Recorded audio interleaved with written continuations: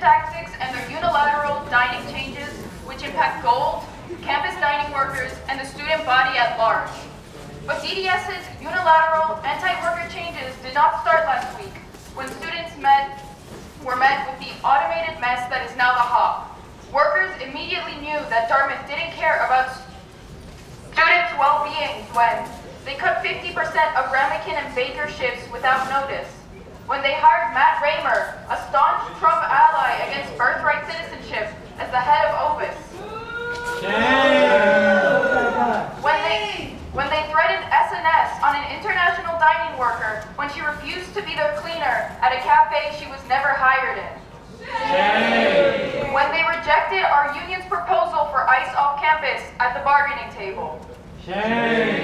Dartmouth has often claimed that dining is going broke. No school with an $8 billion endowment should have 15 student workers losing their jobs to automation for the sake of profit. A part of DDS's student workers' checks is DBA. My job feeds me. No school with an $8 billion endowment should have food insecurity for the sake of profit. That's right. At Dartmouth, food insecurity is a man-made problem.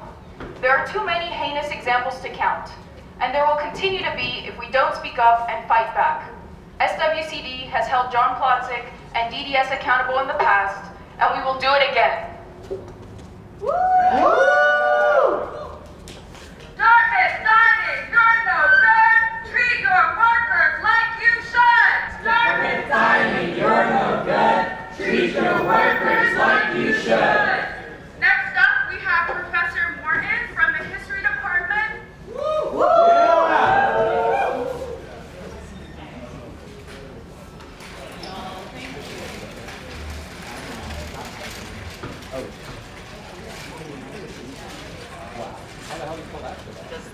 Yeah. Honestly, I don't think I've ever held one of these because, as you know, organizing is not about talking into microphones, but it is about the work that y'all are doing day to day to create relationships among people. And as I understand it, this is part of what's at the heart of this issue for you. I, like a lot of you, I think I was at one of the 1,300 hands-off protests that took place on Saturday, and we all saw a lot of encouraging signs. One of them that I saw said, "I have 99 problems today, and not one of them is a trans person."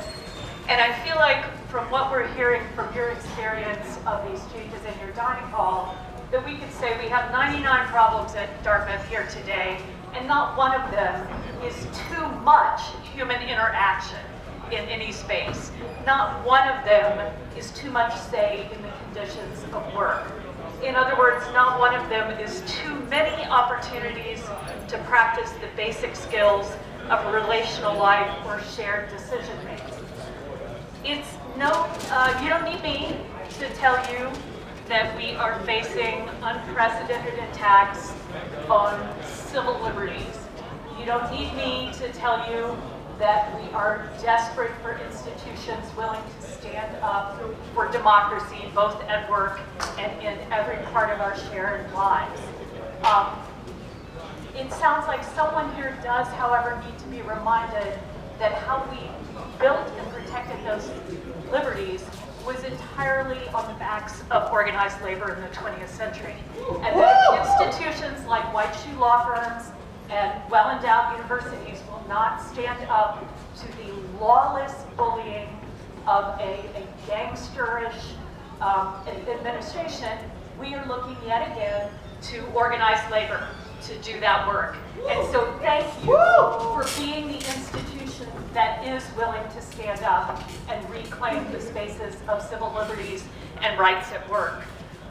Since we can't figure out what problem these changes in the dining hall were designed to solve, I went looking for, thank you, would you give me that loose piece in there with the quote? I went looking for experts on dining hall organization and labor, and I found the original Trump nominee for Secretary of Labor back in 2021, a guy named Andrew Puster. Sorry, that's literally his name. He was the CEO of Hardee's and Carl Jr.'s fast food, who was nominated to be the Secretary of Labor. And he had this to say about why he would replace people and human interaction and democratic solidaristic decision-making with automation. He said, quote, "Machines are always polite. They always upsell," meaning push food on you that you didn't want. "They never take a vacation. They never show up late. There's never a slip and fall liability problem or an age, sex, or race discrimination case." And so this is why we would far rather have touch screens and automation than human beings in the relational provision of food for other human beings, right? On the other hand, you may have heard that the historian of fascism, Tim Snyder at Yale University, fled last week for the University of Toronto, along with other leading historians of fascism who said the country is no longer safe from their perspective as people who study this development. And you may have watched Yale professor Tim Snyder's videos online, where he gives us 21 lessons on resisting tyranny. And he says that one lesson out of these has generated more commentary since he originally published them in like 2017 than any other. And that's lesson number 12 from Own Tyranny, which is make eye contact and small talk. And he says there is no contradiction between tying these day-to-day relationships, the actual provision of reproductive labor, and of encountering one another in public space to the big question of tyranny. It reminds us just how small scale politics can be and calls upon us to do something that seems ever more strange as we retreat into our groups. And that is to remind ourselves that politics are built from the relational ground up and through institutions like your union and through the basic human interactions that we have with each other. Thank you for doing that work. When I say union, you say power. Union. Power. Union. Power. When I say worker, you say power. Worker. Power. Worker. Power. When I say students, you say power. Student. Power. Student. Power. Union. Power. Worker. Power. Student. Power. Thank you. Next we have Maya from Fossil Free Dartmouth.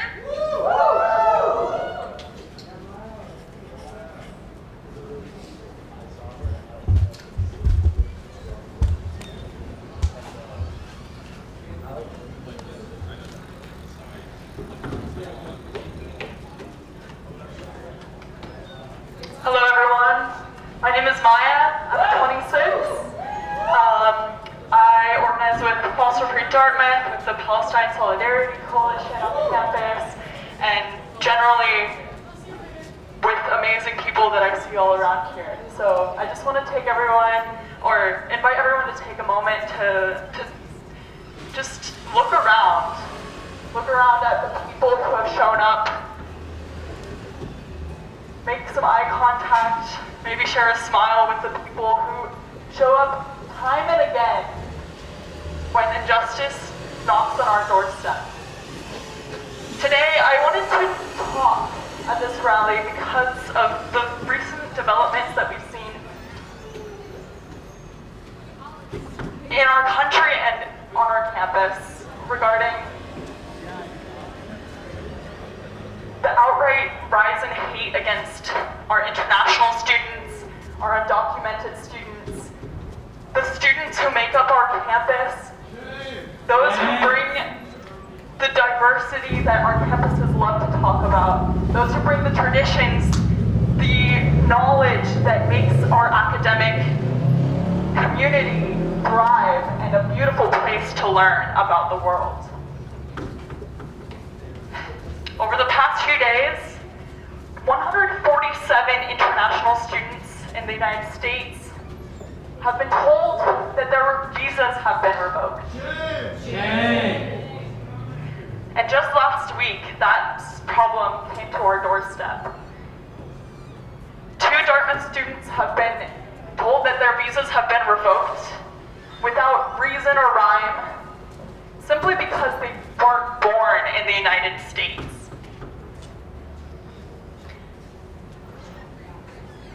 To international students, to undocumented students on campus, I want to speak to you. I want to tell you, I see you.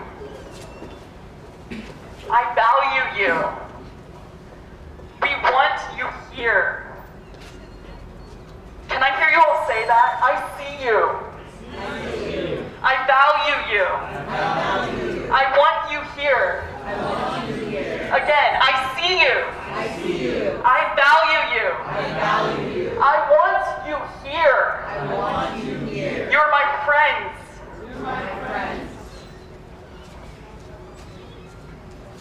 As we see a rise in hate speech around campus, whether that's stickers on the walls or messages in group chats, I want us to look inside and say, what can we do to counter that hate? What can we do to spread love instead?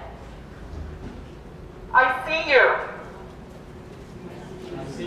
I want you here. Dartmouth. Recently, Dartmouth hired Matt Raymer. Now, those of you who don't know who Matt Raymer is the former chief of the Republican National Committee.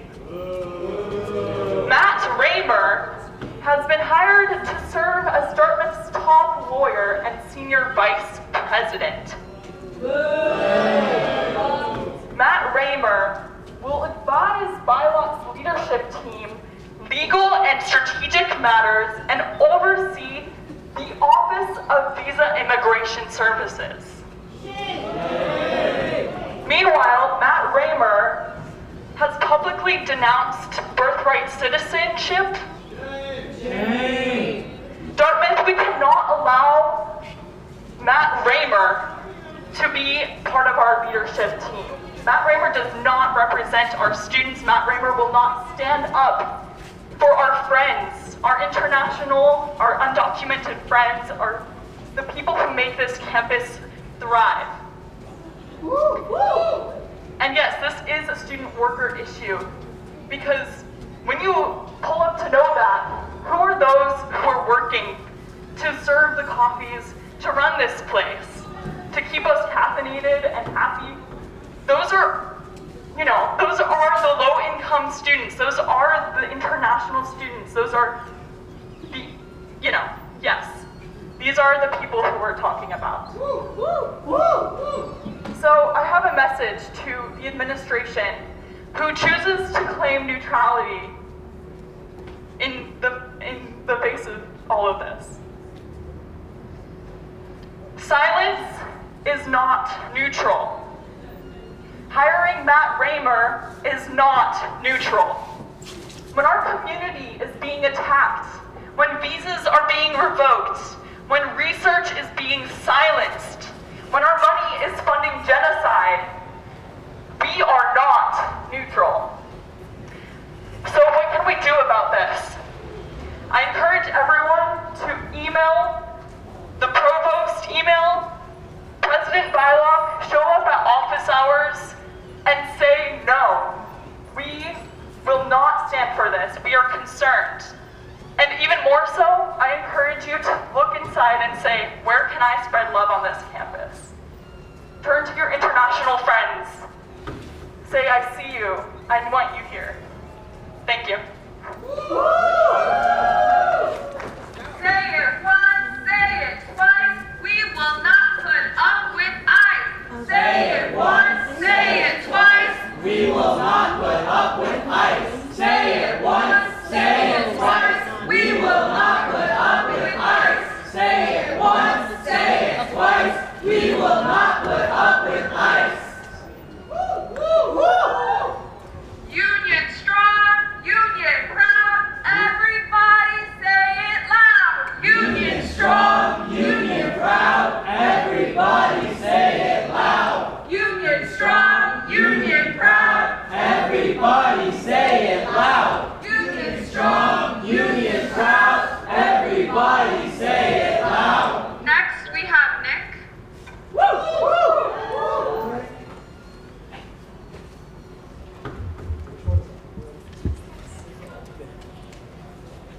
Thank you.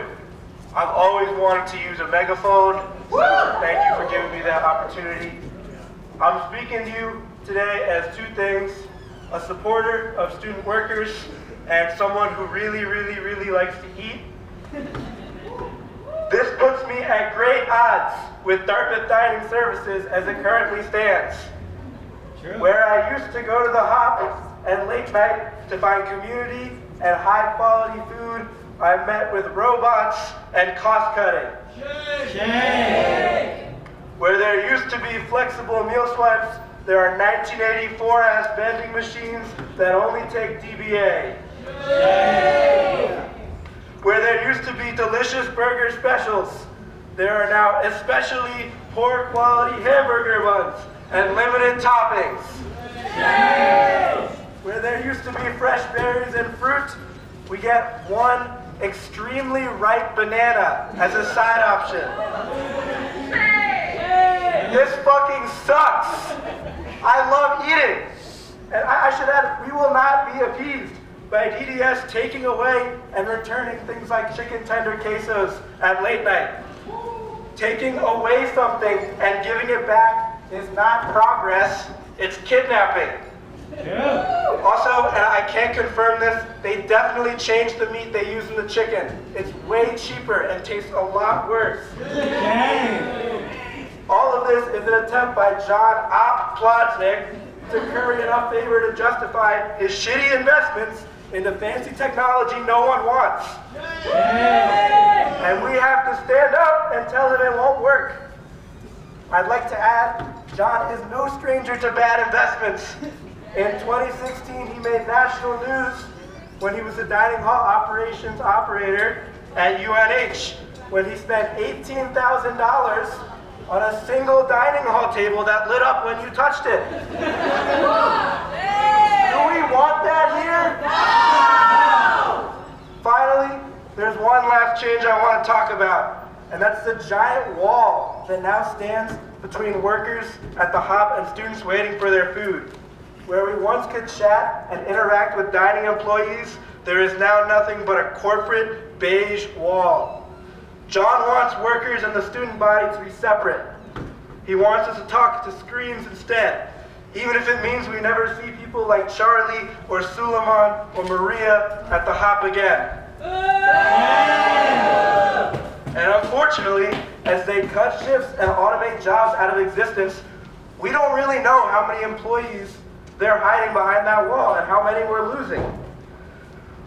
I bring all this up because if you care about your food, you should care about the people preparing it. You should care about the people taking your orders, the people who take your meal swipes, the people who make your shit. What's good for workers is good for you. What's good for workers is good for food. And as we've seen in these last 2 weeks, what's bad for workers is really, really bad for food. Thank you. Dartmouth dining, you're no good. Dartmouth dining, you're no good. Treat your workers like you should. Treat your workers like you should. Dartmouth dining, you're no good. Dartmouth dining, you're no good. Treat your workers like you should. Treat your workers like you should. What's disgusting? Union busting. What's appalling? Admin stalling. What's disgusting? Union busting. What's appalling? Admin stalling. What's disgusting? Union busting. What's appalling? Admin stalling.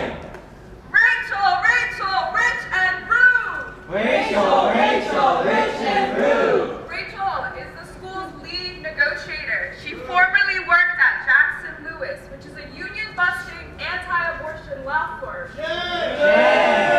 Rachel, rich and rude. Rachel, rich and rude. We don't like your attitude. We don't like your attitude. Lies and tricks will not divide. Lies and tricks will not divide. Workers standing side by side. Workers standing side by side. Lies and tricks will not divide. Lies and tricks will not divide.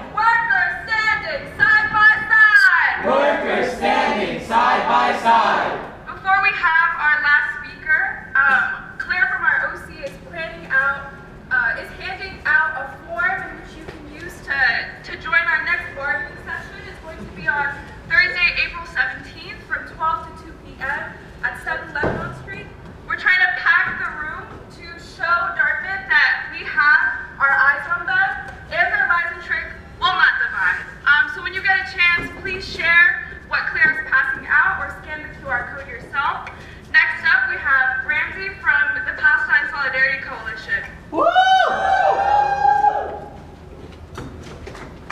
Good.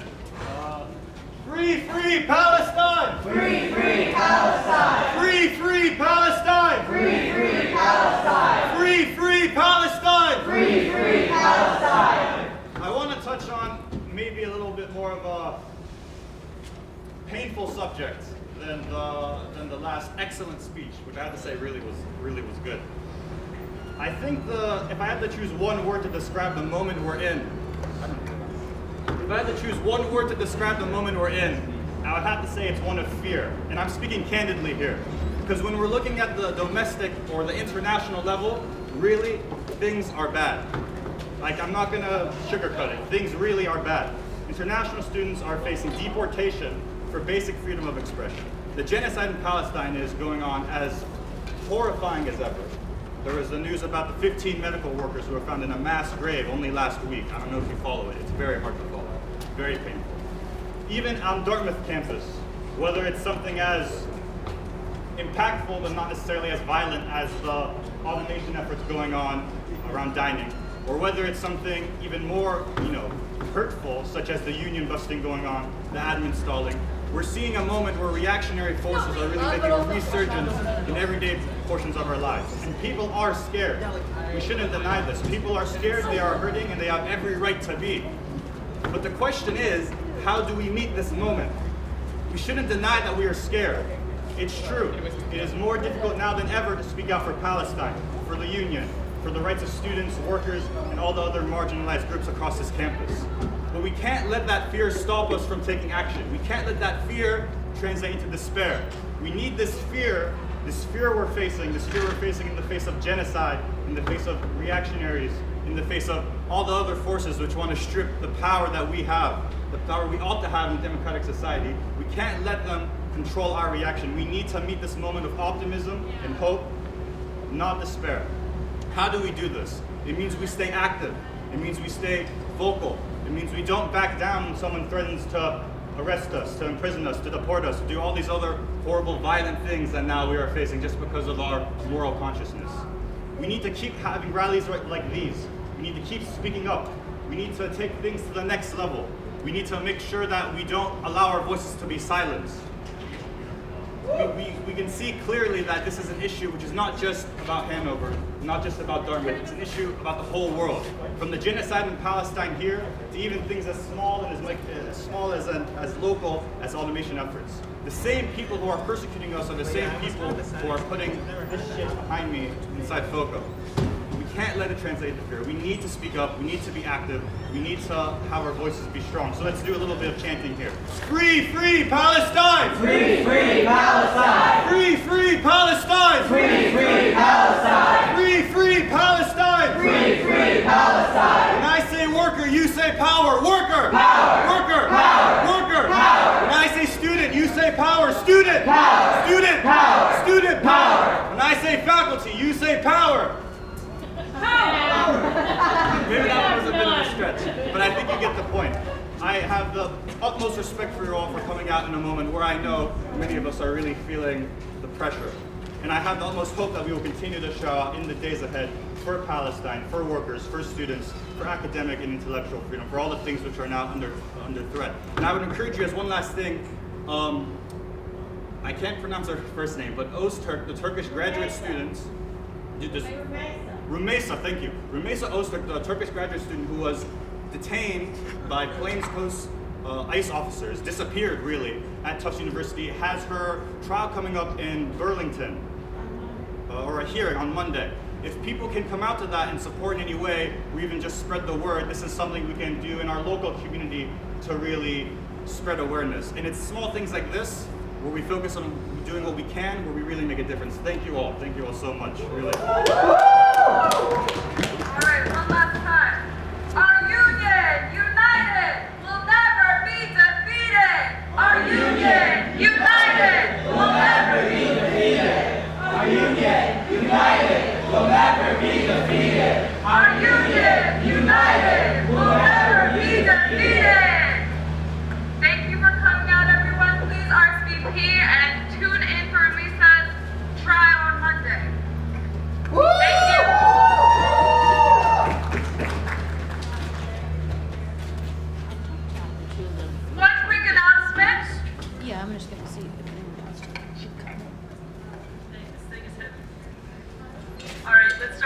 chant. Money for jobs and education, not for mass deportation. Money for jobs and education, not for mass deportation. Money for jobs and education, not for mass deportation. Money for jobs and education, not for mass deportation. Money for jobs and education, not for mass deportation. All right. I don't know about you, but this week has been really hard. Day after day, us as the union, us as students, us as caring human beings are hit with one thing after another that leaves me feeling fearful and hopeless. And I gotta say that where I've turned to in these spaces. Oh my God, it's John Blondie!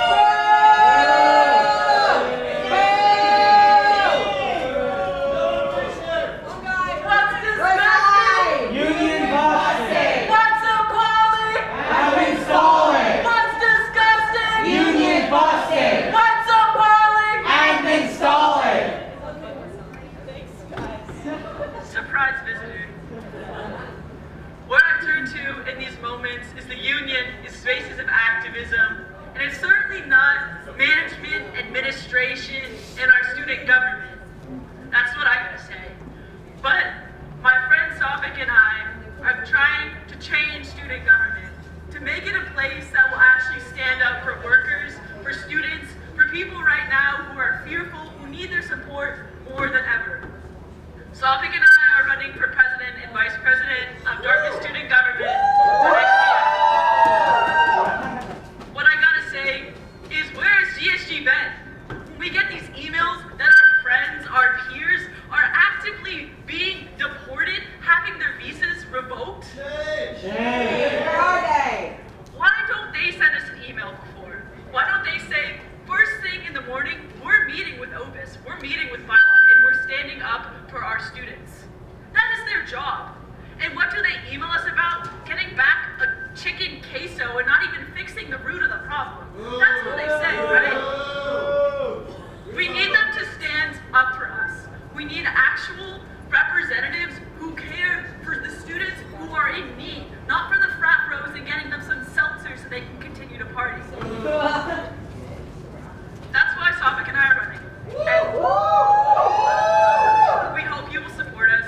We hope you will support that we are against this bullshit institutional restraint policy that really means we just maintain this corrupt status quo that keeps this institution exploiting its workers, exploiting off of genocide,